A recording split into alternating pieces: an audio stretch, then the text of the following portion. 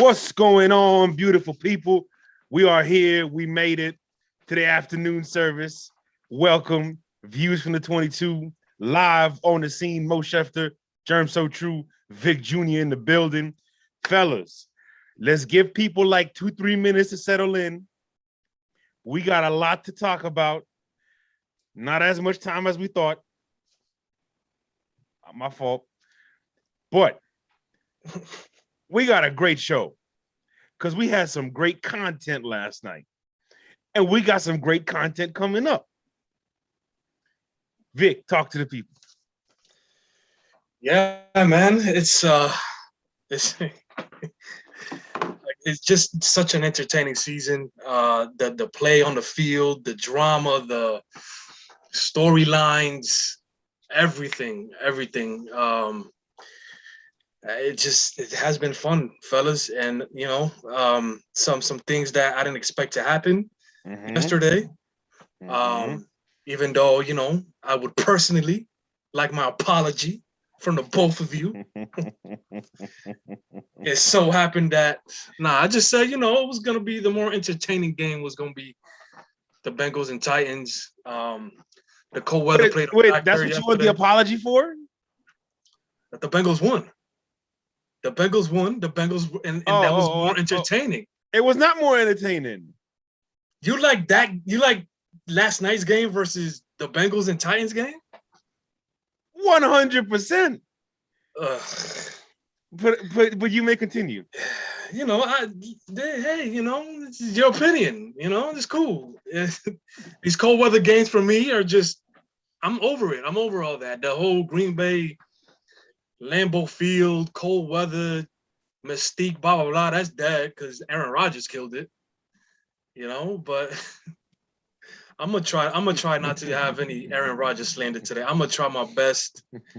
It's just, I'm gonna let Germ say what he gotta say. That's not gonna happen. Yeah.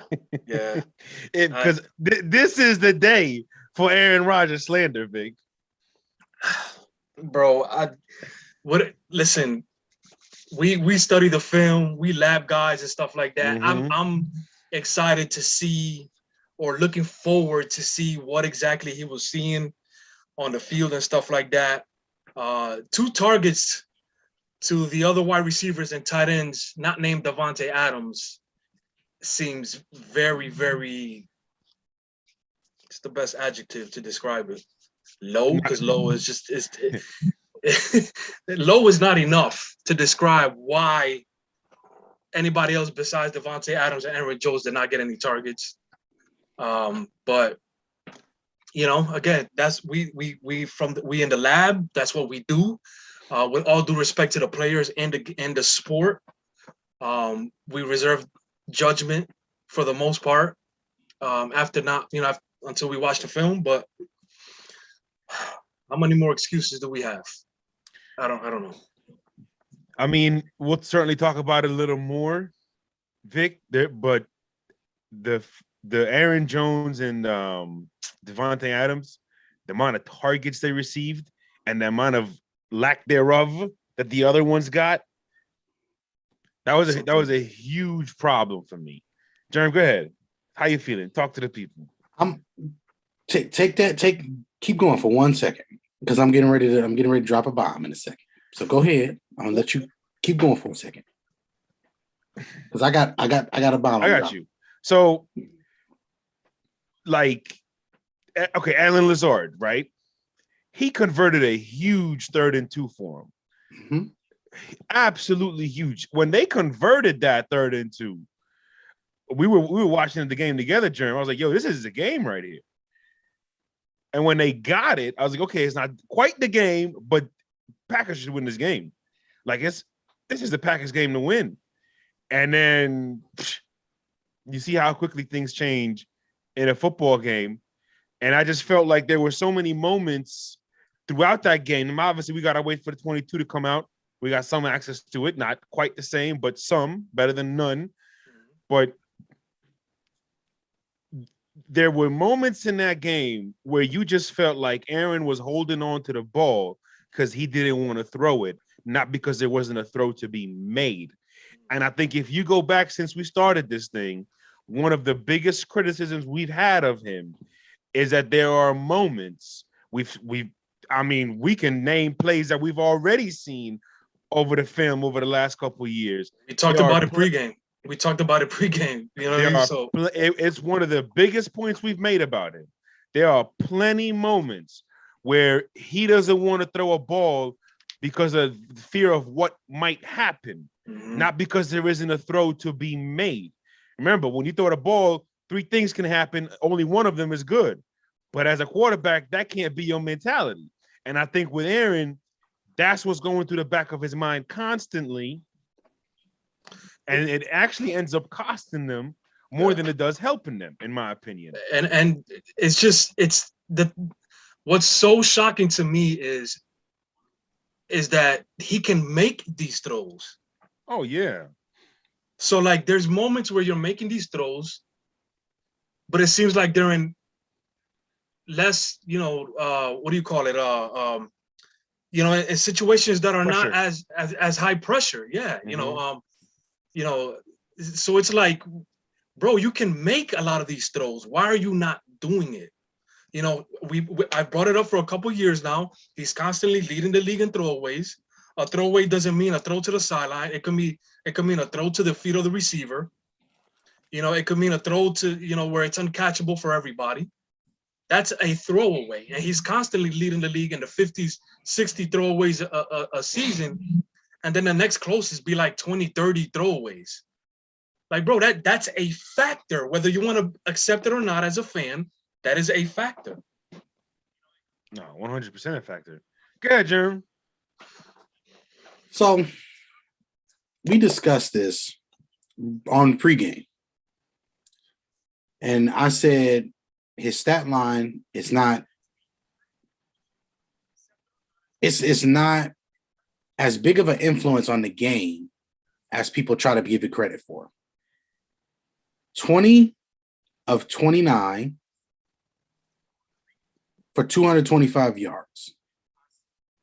So with the 225 yards, we have to ask, did you get other people involved? Did you keep the defense off balance? Did you do all of these other things? The answer to that question is no, he didn't. Aaron Jones had 9-10 catches. Devontae Adams had 9 or 10 catches. And then you passed the ball to Lazard once, Mercedes Lewis once. And the excuses that we're going to make about this is, well, maybe he didn't trust his receivers. Or it's always somebody else. It's never Aaron. Yeah. And that's been my biggest criticism of the situation. Aaron consistently does the same things every year. He's going to throw the ball away. He's going to spread the ball around in the regular season and get his stats and his numbers. But in the playoffs, it's always going to be about, oh, well, I don't know if I quite trust this guy. Or I don't know if I trust this guy. And you're the quarterback. Something AB said about Tom Brady. Tom Brady can only do what people around him help him do. Fact. Well, Aaron Rodgers doesn't allow people to help him.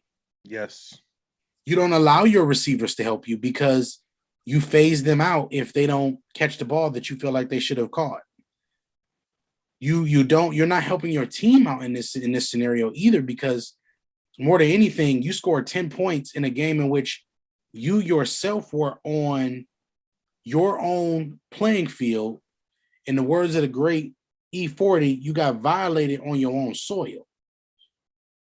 So if you're getting violated on your own soil in a game in which you're traveling, you have a team traveling from San Francisco, California, sunshine, and all that good stuff. And then you come over here and it's 0 degrees outside with the wind chill. It's 0 degrees. It was 12 degrees with a 0 degree wind chill or something like that. So not freezing temperatures, but it's cold as hell. That's your advantage. You're a cold weather team. The frozen tundra. The history of your organization is even behind some of this. And you didn't deliver. You scored 10 points. 10 points that you scored You say, well, oh, they blocked the field goal. Well, Jimmy threw an interception in the red zone. That would have been a field goal. So I don't want to hear that excuse. Oh, well, special teams is what failed them.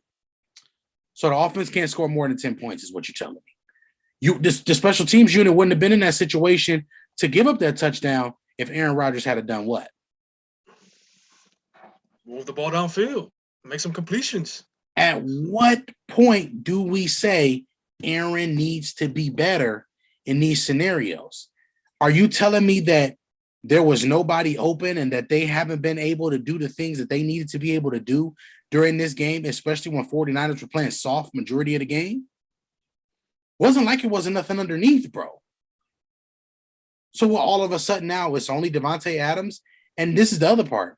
If Devontae Adams and Aaron Jones are the two people that you throw the ball to the most, which they are throughout the entire season, why do you think other receivers don't want to play for you? What was the reason why Randall Cobb came back? Randall Cobb had 0 catches yesterday. Was he even on the field? He was. He was on the field, in motion, running option routes. He was doing everything. Not getting the ball. I'm confused. Like I don't. Where do we hold him accountable?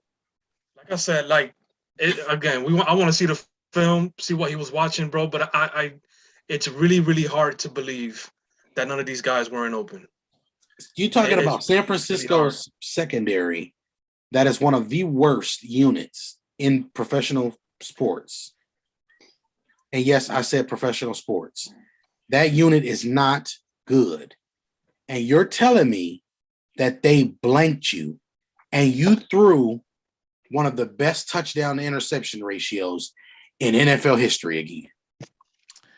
I'm not even mad at the stats though. I'm not mad about the numbers. I'm not mad about how many points they put up or didn't put up. The bottom line is, and I'm gonna tell you the truth, right? Like I am not happy that Aaron Rodgers lost. I am actually frustrated. Yes. That he lost. Yes. But I'm gonna say what I gotta say on the matter. And the bottom line is he has not delivered when it matters most. Period, point blank. And last night, there were way too many instances where he could have been better, should have been better. And they lost. 1,000 things happened during that game. But they lost. And here we are again. What is it now? 12 years later, 11 years later. Not a single Super Bowl appearance since. Another playoff loss. I mean, he's still great. He's still one of the best. But to put him up in the category of certain people, he's just not in that category. Like if we talking tier 1 all-time greats, when you factor in everything, you're gonna find Aaron Rodgers at the border. You know, is he in tier 2 or is he in tier 1?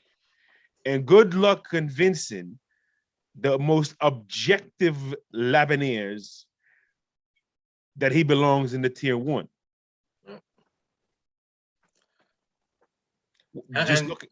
Just looking at overall success, because you're gonna be like, okay, well, who's in that tier? Brady, Peyton, Montana, and that's it for me. I think it's those 3, and then everybody else. Yeah.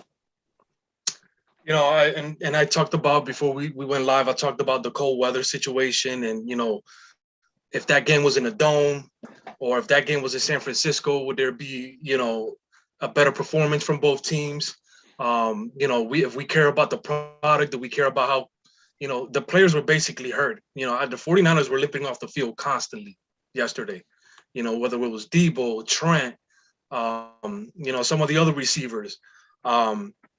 would there be better performances? And is Jimmy was not having a great game. Obviously, we know what Jimmy is already. He's reached his cap. He's a B player in this league. But there was plays where Debo, was making catches up the middle, where Kittle's made a catch, even though he had some drops. So Facts. where was Rodgers' number 2 and number 3 options? Where were they? You're telling me you couldn't get a simple crosser, a simple slant up the middle where you can, continue the drive a little bit, get yourself in field goal range at the very least. I don't know, man. Like this is getting so old, and like Mo said, it's frustrating not to see the guy move on because, it would have been nice to see a rematch of last year's championship game. But then again, I don't want to see the Buccaneers in Green Bay again. And not because I think they would have lost that game, because I think there was a good chance the Packers could have won that game. Sure. It's just I'm over this cold weather shit. Like, I want to see a good football game where both teams are equally clashing. You know what I'm saying? Where they're warm. Like Germ said, we talked about it. 15 degrees, 20 degrees, 25 degrees, cool. But if it felt like 0, man, like it felt like 0. I know what that feels like. You know what I mean? So it's just too much, man. It's I don't know. My head's spinning with this already because it's frustrating. Like Aaron Rodgers, Jimmy, come on, Jimmy. Some of those throws yesterday, like, oh my God, bro. What are you like in the flat? So wait. You got a problem with cold weather games? I do. I think it's getting old for me. It's getting too, like, I don't know, bro. Like you're not getting the best performance from the players. That's all. I disagree. Talk to me. Okay. You might not be getting the best physical, logistical, X's and O's performance. Yeah. Okay. You might not be getting the sharpest cuts or the best throws, but you get in the true warrior spirit. You get in the true soul of a competitor to be out there in those conditions. Yeah. And you gotta thug it out. You getting hit, and yeah. you falling on what feels like pure concrete. Okay, yes. Listen. Every play last night, the person involved in the tackle, whether it was the ball carrier, the person making the tackle, the person who fell from the other people making tackles, like anybody who hit the ground after the play was over was not running back to the huddle, Chief. No. I saw Aaron Jones get up, adjust both his pads, dust off his cleats, do a little this, and then start walking back to the huddle. No, and the people that showed up with that sheer strength, that will, was the West Coast team, the team in California. Whose fault is that? It's Green Bay's fault because they got no heart. But bro, Trent Williams might not be, like, for him to be questionable next week, Debo to be questionable next week. Like, they just soared, man. They just soared. Yeah. They just soared. They're gonna be feeling all right by Sunday. Rodgers, let me jump in on that. He's just disappointing. Go ahead, Jeremy. Look, here's the thing. I like what Tanya said. The cold weather games are where you got to get it out the mud. At the end of the day, what I'm learning is a lot of teams don't know how to get it out the mud. Green Bay being one of them. It just is what it is. However, let me make sure I'm clear when I say this. I'm not for or against cold weather games. However, what I will 110% tell you is it's no excuse why the NFL makes all the money that they make and every team in this league doesn't have a dome. Every team should have the capability to have a dome. But domes are better. They're better financially for the cities. But look at what Minnesota did. Look at what Minnesota did, bro. They were over it. They were over it. Even with Minnesota, bro, when you get certain levels of snow, bro, and certain levels of cold, bro, you kind of have to have a dome. So it doesn't matter. It doesn't matter when or why you don't have a dome in a situation. It just matters that every team should have one. But every domes are domes. You know what I mean? Like a stadium just sticks out. A stadium Bro, has it's not architecture. taking. You're not taking anything detail. away from the stadium because you can still open it. You can still let show up with to the scene with the ceiling missing. You can still do that. Yeah, you got to bring in architects and engineers for you to make that statement. I'm sorry, I know that's not true. Like Minnesota, a dome is not a simple infrastructure. Mm-hmm. You know what I'm saying? So like and then there's still taxes and tourism and all kind of things to take into play that goes into play with it. But did you know that in a situation, I'm gonna use Cleveland for an example because I'm from Cleveland.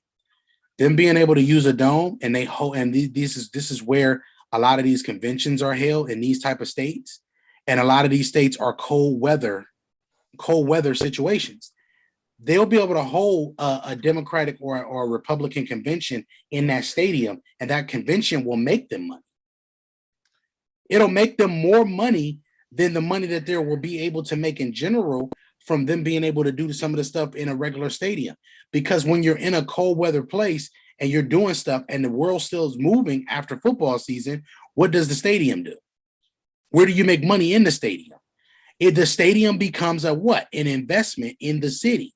So it's not the fact of anything else. Like, if we're gonna talk about it, we could talk about it from financial for how it helps everybody. Yeah, it helps everybody.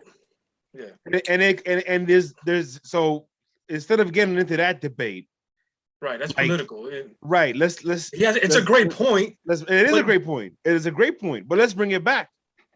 Why? Why do you want to get rid of outside elements of football? Why did you get rid of? But I'm asking you this. You wouldn't have the tuck rule game if it wasn't for the snow. You wouldn't have ice bowl. Guess what? We wouldn't have the ice bowl. We wouldn't have the tuck rule, and we wouldn't have so many people crying. Man, you're gonna have people crying regardless. Okay, we're talking about professional sports. Mo, you asking why go to a dome? Why did Minnesota go to a dome? Minnesota been in a dome. No, what have they? For like 20-something years now. Minnesota's been in a dome. You're right. Yeah, you're right. They just moved to a new stadium, but it is the same thing as a dome. And you put a dome in the middle of Green Bay, Wisconsin, it's gonna look like a UFO, Chief.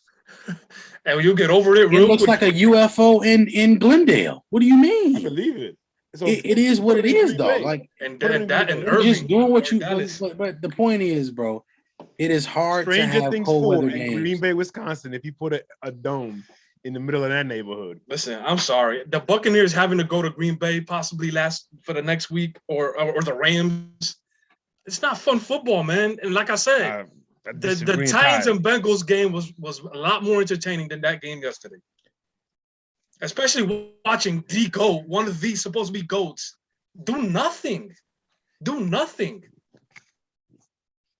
So, I mean, I thought that game was fantastic. I guess so. Anyway, let's get back to this. And then it started snowing, and they got I'm not saying these are my favorite type of games. I'm just saying when they happen, when they come along, they're always fun to watch. Always. And shout out to the athletes for doing what they do. All right, let's move on. Aaron Rodgers, slander. We got all day. He deserves it. I'm sorry, I have Aaron. nothing else to say. My last thing. Before, because I don't want to check I don't want to check what's going on Twitter, TV, nothing. But I have been very adamant on the show amongst people I talk to. Aaron Rodgers is not leaving Green Bay. I've been saying it for the last few months. All right, Mo. I am going to be wrong.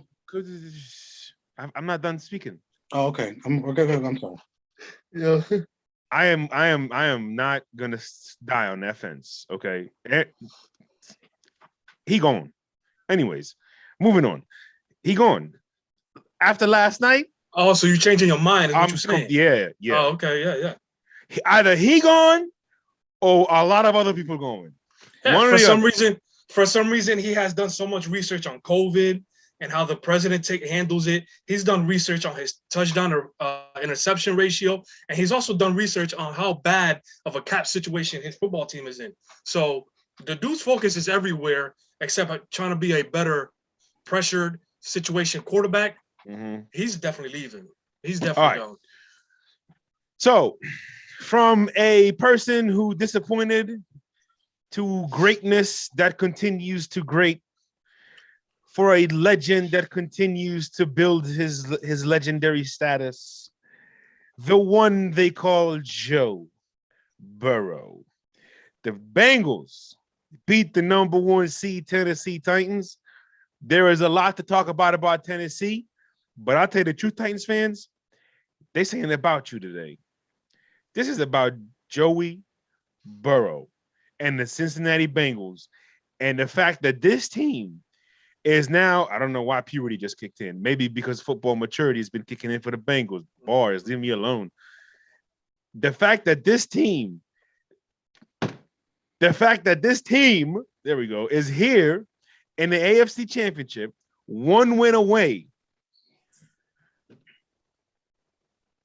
I mean, number 9, man. As he's already approached, he's already in there. Where, you know, like where Mahomes was 2 years ago. Like, he's already in there. Take it away, fellas. I personally was not surprised. You know, they do have to do a better job kind of finishing some of their drives. He had no touchdowns in that game. He did have 1 interception on a you know, what was a tough throw for the running back to catch, especially somebody like Samaje. Samaje is more of your physical running back and stuff like that. But you know, I'm not surprised. The Titans being the number 1 team was just one of the quietest finishes in terms of a number 1 seed I have ever seen, you know, remembered seeing. So, you know, I'm not surprised they were able to pull that game off. They definitely have the swagger, the quarterback, the kicker, some of the stories you hear about the kicker. Yeah, as well. The swagger that Joe is displaying ever since the LSU season, it just has a Tom Brady feel to me, man. And, you know, he's able to not only show it, you know, as a leader, but on the field as well as a performer. This is going to be fun. This is going to be so much fun. They have every bit a chance to get to the Super Bowl in February. You know, no matter who they play, whether it's Buffalo or Kansas City, they have every chance to get there. And that's going to be like the storyline. If it were to be Tom versus Joe for that Super Bowl, man, listen, I ain't trying to get ahead of myself, but that would be so much fun. But go ahead, Jerm. What we seen last night was a player who said, it's people around the world that are saying different things. And one of the things that people said is, well, you're putting Joe Burrow in the class of Pat Mahomes. Here's why. Yeah. He was sacked. Yeah. I mean, the man got shot like 9 times last night. He got shot like 9 times last night. That's not including being hit upside the head, having your ankles rolled up on.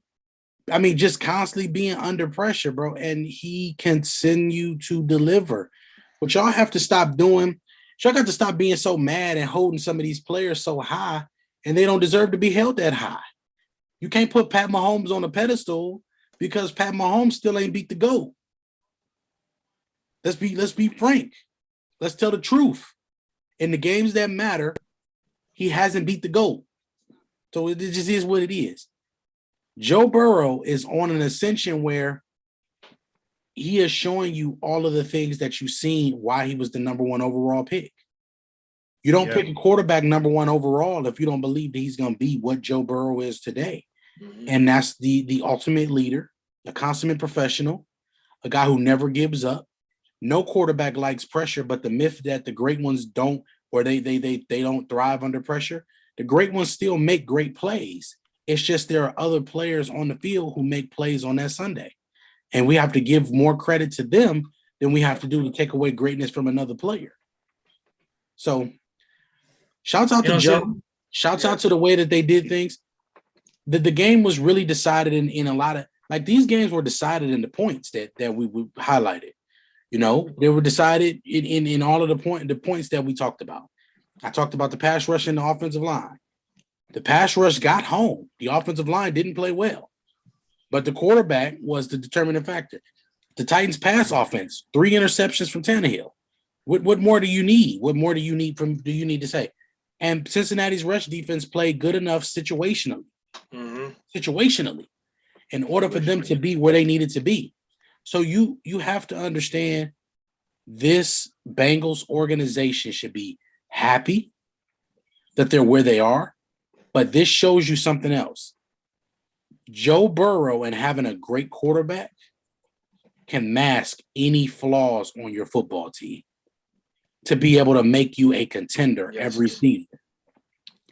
The offensive line is bottom 5 in the league, period, talent-wise. Mo said to me yesterday, this might be more communication. And I said, well, wait, we can't even do gap assignments here. So it's more than communication. Yeah, this is just all you kind don't of have it.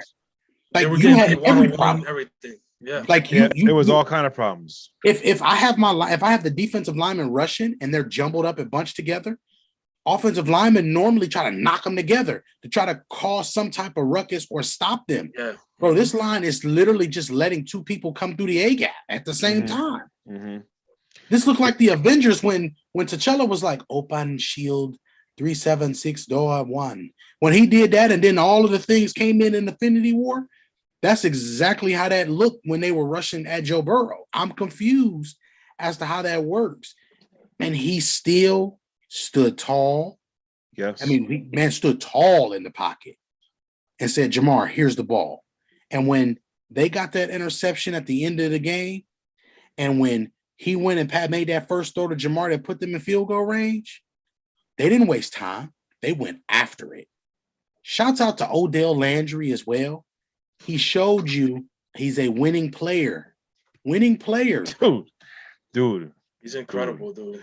Like the blocking, everything. Like this, the whole organization feels different since those two kids have walked in the door.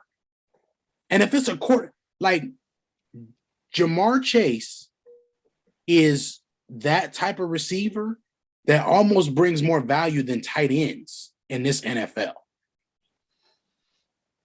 That's scary to say that. You know what I'm saying? But last thing, just shout out to Joe, man. I am proud to see a kid step into his own that way. We need a guy to take this mantle because this guy that we get ready to see today, this could be his curtain call. It could be. As far as the Bengals offensive line, it was communication, execution, organization. It was everything.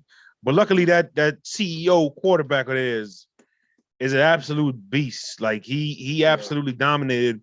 And remember, my score yesterday was 35-16, and it ended up being 19-16. I don't laugh because I wasn't wrong in anything I said, but Tannehill just didn't come through. You know, they just didn't perform. They just didn't do what they didn't stay their course, and they didn't take advantage of the passing situations that were presented to them. And some of the passing situations weren't even presented to them because they didn't stay the course. But last night, when you look at that type of game, the way nothing surprised us about the way it unfolded, about the way things happened, because it's the lab. If you do what it requires, you will get the results desired. But if you don't, yes, it's going to be on the couch the next week. And that's what happened to the Tennessee Titans. So I think for me, a game like that is the quintessential game to highlight why quarterbacks matter, to highlight why the quarterback is the most important piece to this big puzzle, because all these things could go right or wrong. You could have all these mismatches or advantages. But if your quarterback doesn't make the necessary throws when they are most necessary, you got no shot. It's not about stats. It's not about yards. It's not about none of that. It's about this. There are situations, moments in a game where you just know this got to happen right now, and they make it happen. Yeah. And Joe and you know, I highlighted, you know, Jeffrey Simmons and Harold Landry yesterday in the show, and it was a legit fear for me for the Bengals that if those guys go off, it was going to be the end of the road for them, you know. And sure enough, they had about 3 sacks between the two, if I'm not mistaken. And they were very disruptive, along with everybody else. Everybody was, that front seven was disruptive yesterday, and they did their job.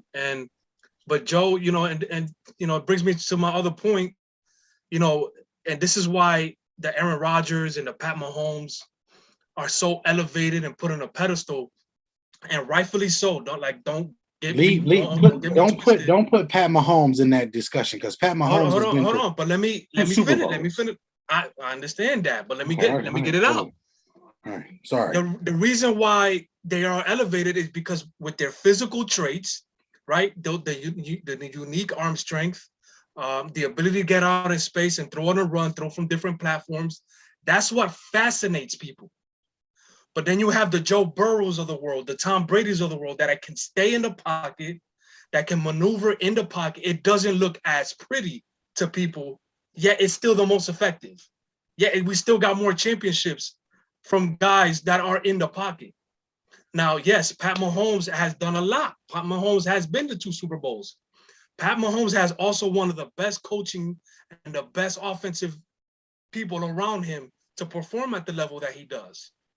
You know what I mean? So again, I'm not taking away from him, but when we try to elevate people here and try to lower the others, we got to separate. Physical traits cannot be taught.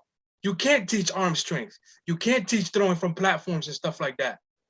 So you have to be able to separate that talent that some people have and some people don't from what the skills that these guys have developed. Like Tom has had to work on his skills forever, and look at where he's at.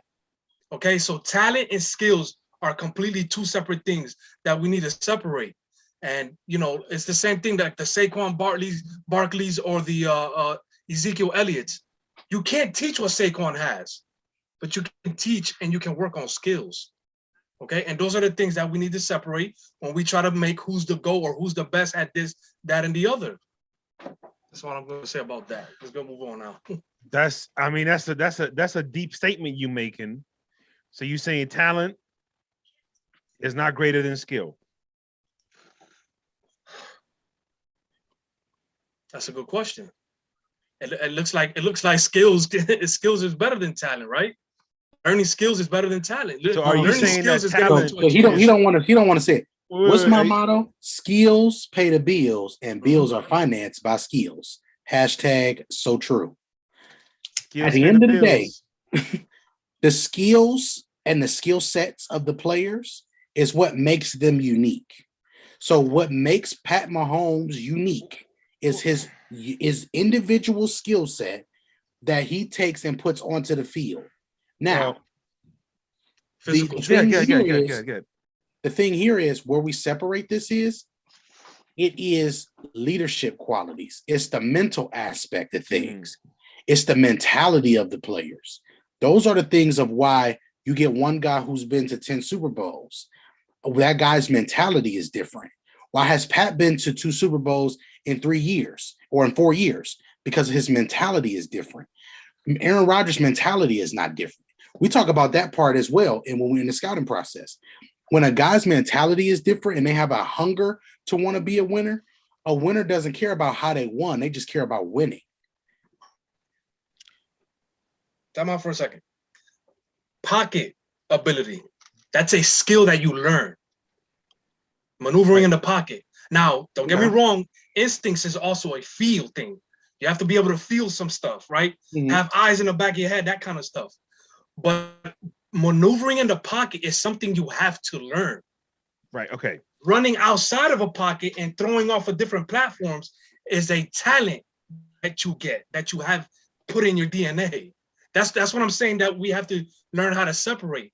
And that talent, that ability to run and pass from different platforms and throw with arm strength and accuracy is something that fascinates people, that wows people. That's why they're elevated at a different platform than the guys that should be at that other platform. You see what I'm saying? That's the separation. Now, again, I'm not trying to take nothing from Pat, because Pat is great in his own right, but he still has a lot of growth that he has to show to dominate at the talent that he has. You see what I'm saying? That's fine. There's no debate that. I'm just saying his mentality is different than a lot of these other dudes as well. Yeah, right. Okay. He wants to win. So You can take that. Skills pay bills, finance by skills, bills, whatever we say. But the point is, each individual's talent and skill sets is what separates them. And that's what makes some of these guys a little bit more special than the other guy. Pat is special because we say, damn, he has everything you could want in a quarterback. If we could teach him how to be better in the pocket, yes, it would take his game to another level. Yeah. Now listen, let's table this conversation for now because scouting season is approaching, and is definitely a conversation for scouting season. The last thing I'm gonna say is skills greater than talent is the reason that we put Nick Chubb over Saquon Barkley and Joe Burrow over Lamar Jackson. Shout out to everybody in the comment section. Tanya's in there, KG's in there saying he's late. Don't worry, KG. We were too. Trav, skills outlast talent. Like the dude said on Taken. Yes. I have a special set of skills. Yes, indeed. One of my favorites. Let's get to today's games, y'all. We got two. You knew that quote? I seen Taken in 1 and 2. Okay. Not Tekken, Taken. Taken 1 and 2. Making sure we know, because all right, let's talk about the video game. Tekken 1 and 2, yeah. All right. Let's get to these games. We got two great games today. We are expecting much better quarterback performances than what we saw yesterday, because yesterday the only quarterback performance that was impressive was Joey Burrow, one of the most impressive performances I've ever seen, to be honest with you, under the conditions that he was under. But today you got the Los Angeles Rams traveling to the big pirate ship, the Tampa Bay Buccaneers. Over under is 48. A little bit of surprise here, fellas. The Bucs are only 2.5 point favorites. You would have thought maybe they'd get a little more points. Tom Brady at home usually does a decent job covering, but this is the playoffs. These are the Rams, and the Rams have had the Bucs number. Like, there are just some teams that give some teams a hard time, and it's because styles make fights. And I think this is one of those games, we will talk about it, where the Rams just have a certain style that gives the Bucs a hard time. Again, we're going to dive into it. As far as the injury report, not the best for either, to be honest with you. The Bucs, Tristan Wirfs is inactive, fellas. Cyril Grayson and Brashad Perriman are also inactive. Ronald Jones is inactive, and Pierre Desir, the cornerback, is also inactive for the Bucs. On the positive side, Ryan Jensen will play. JPP, Sean Murphy-Bunting, Levante David, Gio Bernard, Shaq Barrett. All those guys are good to go, ready to rock. And then the big news, the big news is Tristan Wirfs, but the big active news is Leonard Fournette has been activated, and he will be playing. They waived Le'Veon Bell. Le'Veon, we'll talk about that a different day. But and then for the Rams, Andrew Whitworth, he's out. That's major. And then Taylor Rapp is out, which is major, but like, it could be a blessing in disguise. I'm sorry to say. Get Taylor Rapp out of my league, but I hope you feel better. Fellas, a lot of ways to approach this game. You talk about Aaron Donald, Von Miller, Jalen Ramsey, Odell Beckham. But then you got Tom Brady. You got Mike Evans. You got Gronk. And what I was saying earlier this week, and then obviously you fellas agreed, don't matter who's out there. Don't matter who the opponent is. If I got Brady, Mike Evans, and Gronk, I like my chances no matter the weather. Let's dive into it, fellas. We got some matchups. We got special teams here. We got coaches here. Like, let's just get into it. Jeremy? All right. Jermstradamus. It's time to go ahead and channel the inner. I'm just gonna tell you how the game goes. The Jermstradamus game flow, sponsored by. Ain't nobody sponsoring it yet, but it's coming. So with that being said, Tampa. I'm only gonna focus on Tampa because the Rams are imaginary players, and I just don't got time for imaginary players today. Okay. First thing, 20 rushes or more, Tampa still has only lost one game with that. And ironically, the game that they lost this year, the other team scored 9 points and they scored 0. That's the game that they just couldn't get anything going. And that's the game that Suck Up missed the field goal that ultimately would have probably changed the whole complexion of the game. But whatever. But they're pretty much 6-1 in those games this year. 5 or 6-1, whatever the case is. But they only lost one time. And the other team scored 9 points when they run the ball 20 times collectively. This is going to be something that's going to be interesting in this game. The Rams only run the ball about 40% of the time, but running the ball is still a strength. The Rams run the ball 40%, and the Bucs have the least rush against defense in the league. They had the least attempts against them this year at 366. So I look for the Rams. If you want to win this game, you're going to have to come out and run it at least about 25 times, in my opinion, in this game. Completions. The Bucs gave up the most completions and had the most attempts against this year as far as the passing game. So what that means to me is that means that they give up a lot of completions underneath. They give up a lot of things and give a lot of yards in front of them. So that's good for guys like Cooper Kupp. That's good for guys like Odell. So that's going to be something that you're going to have to try to contain, make it third and longer. So we need to do better against the run, which this is still one of the top 5 run defenses in football.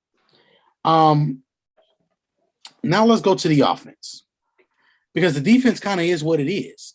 In this game, we want to try to get pressure from the left side as much as we can, because there's no Whitworth today. That's going to be a vital thing there for the Rams, because that's still probably their best offensive lineman. You got to make sure that you get pressure today. Now, as we move on to the offensive side, the Bucs are 3-3 in games in which they give up 27 points or more. So why is that important? Giving up 27 points is a little bit too close to 30. When they score 30, they normally win unless they do what? Ironically, in those games that they actually lost this year, they haven't scored 30 points, but they've given up 27 or more. So the key today is 30 plus points and try to keep this Rams teams to field goals. 3 points is helping you, considering you got a quarterback that's going to score 7s. It takes 2 threes to equal one touchdown. Let's make sure that we remember that math as we get to calculating it later in the game as the points start to pile up. Only gave up 100-yard game this year. Also, shouts out to the Bucs defense. Even with all of the injuries, they still only gave up 100-yard rushing game this year, which is big. I'm going to go on a limb and tell y'all this now. Today is the day that Brady will have 40 completions. 40 completions today. I think they run the ball enough. I think they're going to do some things to try to keep this Ram. This is going to be a pace game. Okay, y'all fast. Y'all like to run around the field. So let's see if y'all going to run for 60 minutes. This is the Falcons recipe. I'm going to run the ball enough. I'm going to make sure that I spread the ball around. I'm going to get the ball to my perimeter guys and make Jalen and those guys have to make tackles. And then also, I'm going to get Gronk up the middle against these young and inexperienced linebackers and safeties. Eric Whittle, there is $1 on your head. And shouts out to Gunna. There is $1 on your head, sir. You have been out of the league and you're just showing up for the playoffs. I hope your cardio is ready. I hope you got your popcorn ready, because it's going to be fireworks all over his head today. I like Tampa today. My score prediction, I'm going 37-24 Tampa. That's 61 points, just so we remember. I got you. For my over 125. Vic, before you go, I got a question, Jerm. Yes. And I'm curious. The last time we spoke about this game, you thought it was going to be a run-heavy game for the Bucs. I'm curious what changed your mind. Let's look at it like this. Grady Jarrett, Aaron Donald. The 3-tech position is going to be a position that's going to be important here. I would give up 3 sacks, 4 sacks to Aaron Donald, considering I know what those sacks are. The problem is it's the outside guys getting sacks. That is going to be the problem and the issue. Because outside sacks, I can't see those coming. The inside guy, I can protect the football, right? So I want to make sure that I do that. The other thing is the Rams defense plays at 100 miles an hour. They are a fly around, bat out of hell defense. Fly around, bat out of hell defenses don't do well against teams that play with pace, that play with a good tempo, that spread the ball around. You have to make them defend every blade of grass for 60 minutes because later in that fourth quarter, misdirection comes in. Also, you got a big back in Leonard Fournette. You imagine tackling Leonard Fournette, Keyshawn Vaughn in the fourth quarter now after you've ran for 55 minutes. Changes the whole complexion of the game. And Brady does a good job of using short completions as supplements for the running game. They just have to worry about catching the football in these situations. The Patriots receivers caught a lot of these passes the Bucs guys are dropping. So that also keeps them off schedule. They should be able to march up and down the field because the Rams have to keep everything in front of them because they can't be in a situation where they just put Jalen on the island against Mike. Mike can still have a good game against Jalen one-on-one. The problem is if Jalen is one-on-one and you double other people, who are you doubling? You're going to double Gronk. Grayson against that other corner, lunch meat. Stop it. Mm-hmm. Tyler Johnson had a good game against them the last time they played as a not as big of a factor because Godwin was there. That also means that Giovanni Bernard gets one-on-ones against misdirection linebackers. See, and I'm going to try to keep this point very quick and to the point so Vic could jump in. Mm-hmm. My thing is, I agree. Because remember, that's where I felt like they should do is come out with this idea, this philosophy that we're just going to try to go fast. We're going to try to get quick completions, short completions, swing passes, spot routes, you name it, to kind of tire them down. Just the more plays the Bucs run, the better it is for their offense and obviously, but just from a conditioning standpoint, that's where it'll matter the most. And that's where I'm not sure how Tampa is. I'm not sure if they can flex their conditioning the way Brady used to be able to flex it when he was with New England. With that said, if they figure it out, if they can actually do it, if there's a certain comfort level between rotating Gio and Keyshawn Vaughn throughout the game, comfortably enough where they can get those quick dump offs and whatnot, then yeah, I 100% think that should be the game plan. My issue is I haven't seen it yet from this Tampa Bay Bucs team. I haven't seen them do that yet. And so because I haven't seen it, the only other option they have, if they're not going to come out with this fast pace, let's just run all these plays and tire you out, their only other hope is to have a weirdly high successful rate in play action passing. Go ahead, Vic. Just to piggyback a little bit off of that, the loss of Tristan Wirfs at right tackle is going to be key for me in this game. I highlighted that injury situation and whether he and Scott Wells, who was going to start. Scott Wells, we kind of saw what happened to him as soon as he got in the game, last week. So Von Miller has had 6 sacks in the last 5 games. So he's kind of picked up his production, this in the last month or so. So that's going to be key for this matchup because, are the Bucs going to have to go to a much more, run heavy game or short passes like Brady excels at anyway? Germ's 40 completions, I can see something like that happening, maybe around 35. And I just need a heavy dose of Leonard Fournette. I'm excited to see him come back. I think that Rob Gronkowski, you will see line up next to Scott Wells and kind of give him some help there against that pass rush. But that's definitely going to be key for to see if Brady can stand in the pocket, because Jalen Ramsey versus Mike Evans, last game they kind of had Jalen over Antonio Brown, over Chris Godwin, some matchups, of course, against Evans, but now without Godwin and without Antonio Brown, I think that Mike Evans is going to see a lot of Ramsey today. So, that's going to be a tough matchup. I don't expect him to get that many targets today.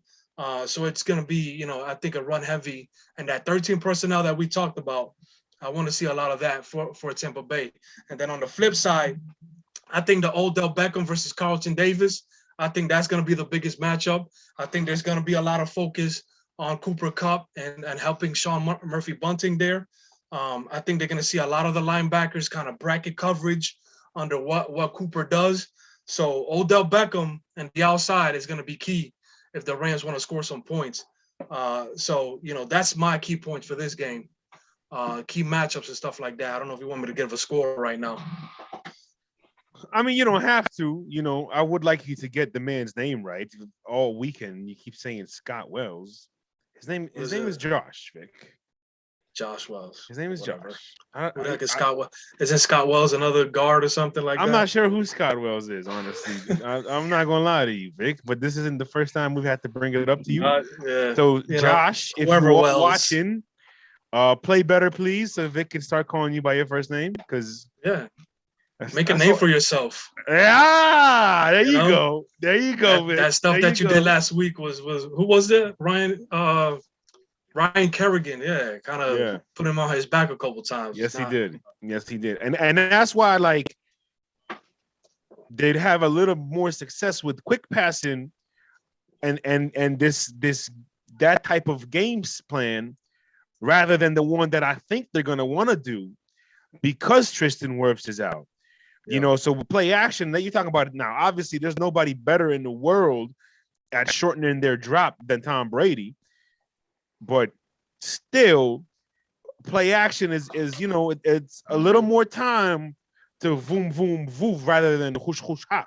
So if you didn't understand what that means, so it takes a lot more time to do a play action and then turn around and throw it than to just hike it, grab it, and throw it. Nobody gets his head around faster than Tom though. So that's what I'm saying. Yeah, position right away. So 100%. 100%. Like they can still do it. Whatever game plan they want, either one, they can still do be ready. It. Mm-hmm. But it's just they will have much higher chance of success if they can implement we are going to out condition you in this game today. But we'll see. As far as I'm concerned, you got a situation where Brady has thrown for 300 plus yards 9 times this year. That's the most in the NFL, tied with Justin Herbert. And the Bucks are one of, I think, 4 or 5 teams to give up more than 300 yards 5 times this season. And they are there. They are on that list. So I think if you're the Rams, let's talk about the Rams real quick. I think if you're the Rams, we know that you want to run the ball. But if I'm LA today, I'm bringing Matt Stafford's cannon, and I'm going to see what he can do, because I think you can take certain advantage of certain coverages because of what the Bucs decide to do. We talked about this earlier in the week, Germ and Vic. If I'm the Bucs defense, I'm coming out there with one mentality. If I'm playing cover one deep, if I'm playing one deep safety, I'm going zone. If I got a 2 deep safety, I'm going man. So the principle behind that being, I'm not running any cover 2, and I'm not running any cover 1 man, because I don't think they have the personnel per se to cover what this Rams offense likes to do. The Rams love corner routes, deep crossing routes to get to the other side of the hash, the seam routes. There's a lot of things that they do to take advantage of either cover 1 man or cover 2 zone. And so if I'm Tampa, I'm like, okay, well, simple solution. I'm either playing cover 3 and keeping everything in front of me, or I'm doing cover 2 man, and I'm going to make you make some tight throws that maybe could get us a tip pass here, an interception here. Like, I expect a high scoring game regardless, but I do think the play of the game will be made by the defense at just making the right play at the right time.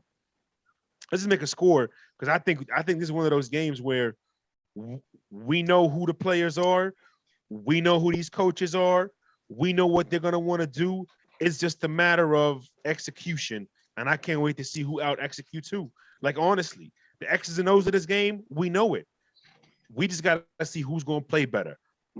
So I'm going with the Germ. I already picked. Vic. I'm gonna go with Tampa. I can't bet against Brady. I rather just make the wrong laws than to, say, oh, it's time for it, them to be eliminated, or Heat to be eliminated. So I'm going with Tampa. I'm gonna go 27-23. 27-23 on this one. All right. Next game on the docket, you got the Buffalo. No. Yo, this dude, Make your pick. Let's go. Make your pick. I made my pick. No, you didn't. No, you didn't. Make a pick. I just said Make a pick. No. See, I said it, bro. I said it. I don't know what you want me to do. No. I'm trying to watch this live right now. Hey, you see what I'm saying? Like, he's trying so hard not to just say it all out. Make a pick.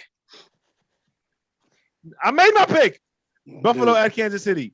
Over under 54. Wow. -1. Listen, leave me alone. I am who I am. Okay. No. Clyde Edwards-Helaire, fellas, is back and playing in this game. This ain't that type of relationship. I'm not taking you as you are. That is too bad. Boycott. We should boycott. Yep. So y'all want to talk about this game? Let's walk away, Jerm. Yeah, that's it. You know what? Bye. I'll make my own pick. Hey, that's it. Everybody get up and walk away from the screen. Yeah. All of the viewers go away and leave Mo by himself. Like, dang, just because I make a pick?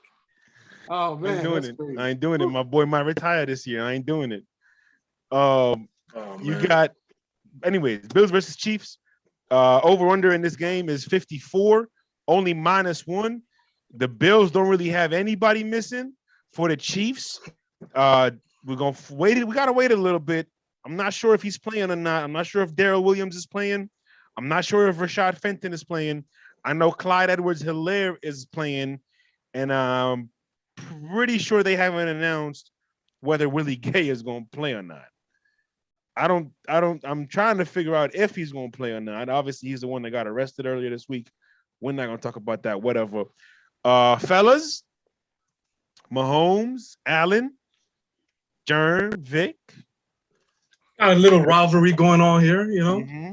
Little Josh Allen, little Pat Mahomes. The NFL has, not only in the playoffs, but they scheduled them to play each other, this year as well. So we got a couple rematches here. I mean, key to this game for me, Josh Allen, of course.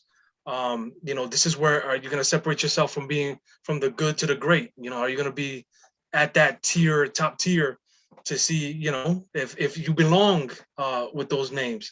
Some keys for me, Chris Jones, versus that interior, Frank Clark as well against those tackles. So basically beef. I got some numbers here for the AFC Championship game, in which the Chiefs dominated. They had 4 sacks in that game, 4 tackles for loss, 7 passes defended, and 10 quarterback hits against Josh. And we saw how, kind of rattled he was, kind of showed some immaturity throughout the game. They were all over him defensively. But then in October, in which the Bills were able to, return some favors and dominate that game, against him, the KC defense had 0 sacks, 3 tackles for loss, 2 passes defended, and 1 quarterback hit. So, as we can see there, the KC defense has to put pressure on Josh and this Bills offense and kind of get him rattled, because that's what they were able to do in that playoff game, kind of get him off his game. And then, in October, he was able to show some growth. So again, the KC defense, especially that front seven, has to put a lot of pressure on that offensive line and get to Josh Allen, because he can be rattled, Germ. So I think that, is Josh, if they can block for him, if they can block for those running backs, can they kind of,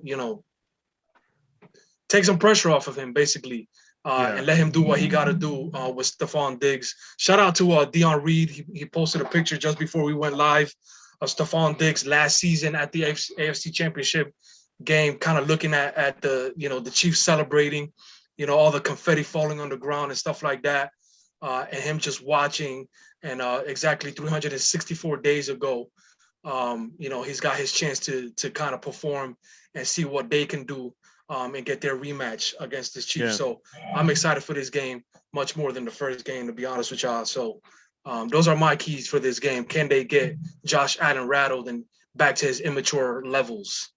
Hey, the truth, Vic, bro, I don't know, man. I'm excited for both these games. I think the one thing, Jern, about this game, we talk about all the time. It's probably sound like a broken record at this point. Styles make fights. And I think the one thing about this game, True, is KC's pass protection is a strength. Buffalo's pass rush is a strength. So that's a wash. KC's pass rush, average-ish. Buffalo's protection, average-ish. Just depends on the type of day it is. So that's a wash. So what is it going to come down to? Where is the play going to be made? On what level? On what unit? You look at the Buffalo Bills, they have only allowed 300 passing yards one time. Guess who? The GOAT. The only person that came close, guess who? The guy you're playing today in this game. So I think when you look at both of these teams, both of these quarterbacks have a chance to take advantage of these defenses.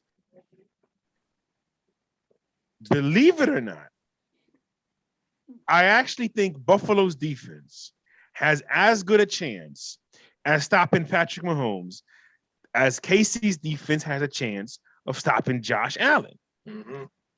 So what I'm getting to is these guys match up so well. Everything seems to cancel each other out.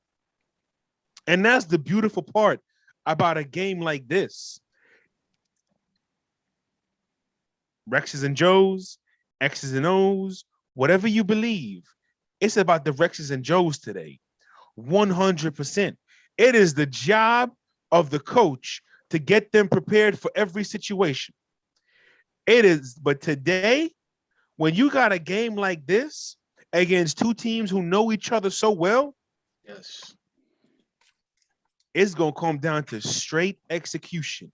Who wants it more? Who's hungrier? Who really is after it? Quarterbacks. You know what? I'm going to go ahead and do it, and then I'm going to pass it to Germ, and I ain't got much else to say. I'm taking the Buffalo Bills to win this game.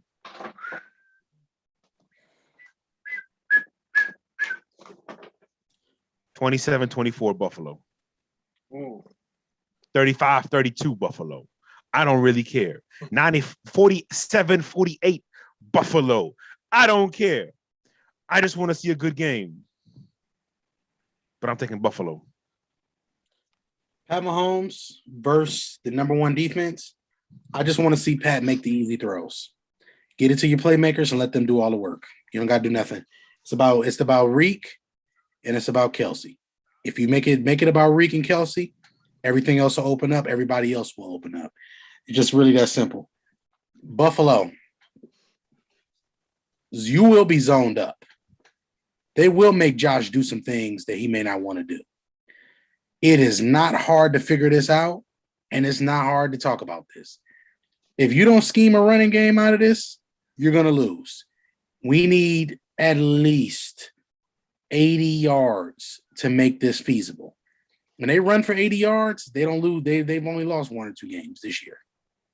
80 yards or more. I need that to be the focal point there.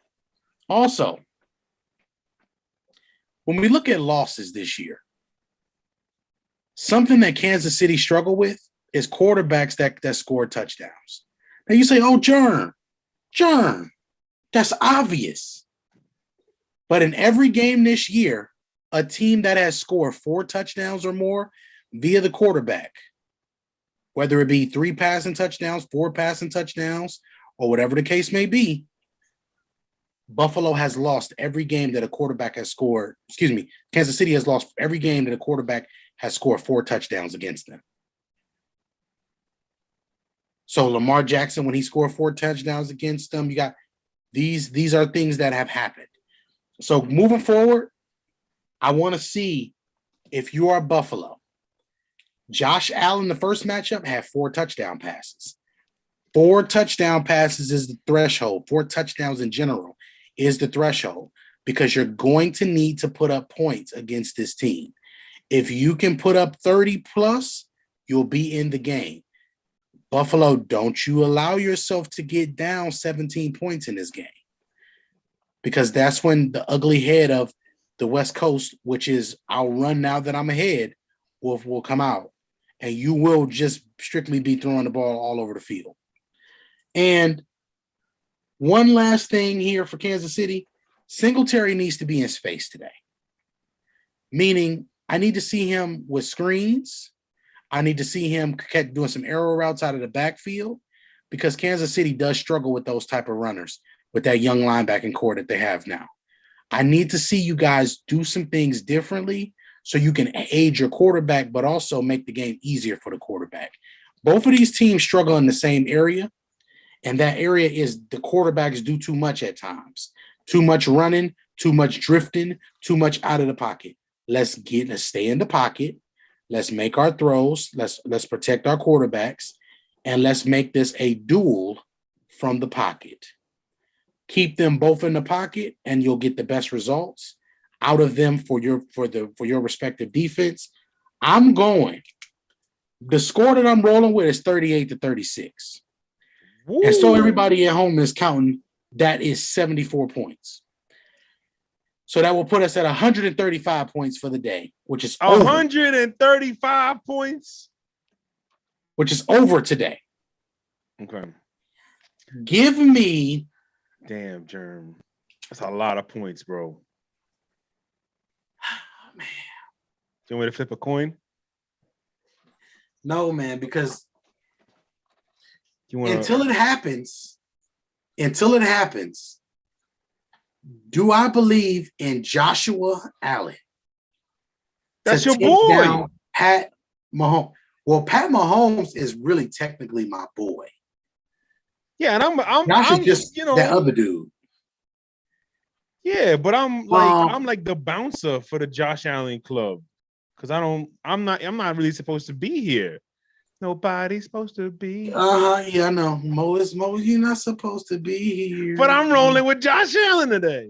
Okay, yeah, you rolling with Josh Allen. Give me Patty Mayonnaise and the Kansas City Chiefs. Until it happens, until I get the feeling in my stomach that it's gonna happen, I'm not doing it. Kansas City in January with Pat Mahomes hosting the game. Give me Pat, man. It's getting to that point now where it's hard to pick against the man at home, man. It's hard to pick against them at home. Like if you've been, again, unless you've been behind the scenes with us, you really don't know. There's a lot of things that happen behind the scenes. I am doing everything I can to avoid a rematch of last year's February matchup. Okay, like, is it going to happen? Probably. Do I want it to happen? No, it shouldn't happen. It shouldn't happen. But if it does happen, y'all not going to like anything any of us going to have to say on that day. I'm taking the Bills. Germ taking the Chiefs. Vic, who you taking? I got the Bills. He got the Bills. Shout out to everybody in the comment section real quick.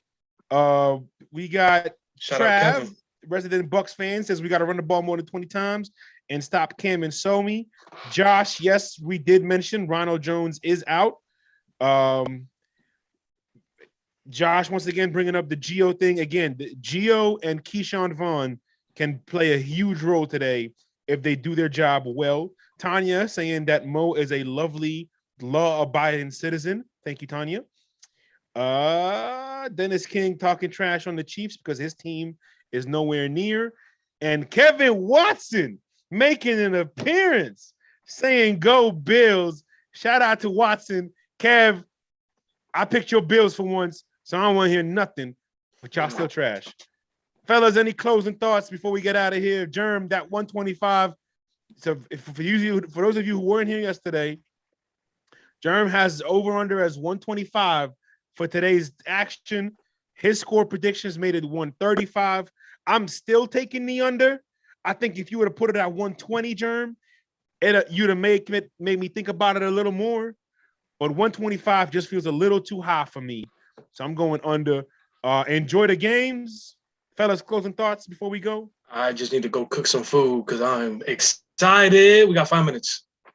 Yes. Well, we got about 20 minutes. Yesterday's over-under was 80, and we got under. We got 19-16, and we got 13-10. So that was crazy that it happened that way in particular. I thought it was really, really interesting. We got about what was that? 7, 10, 17, 3. You basically got 20 points under. So with all that being said, I'm looking forward to getting some fireworks today. Give me the over. This is the shootout because this is where the quarter. Welcome to Sunday where quarterbacks play. Wait, kickoff is at 3:05? Yeah. Oh, shit.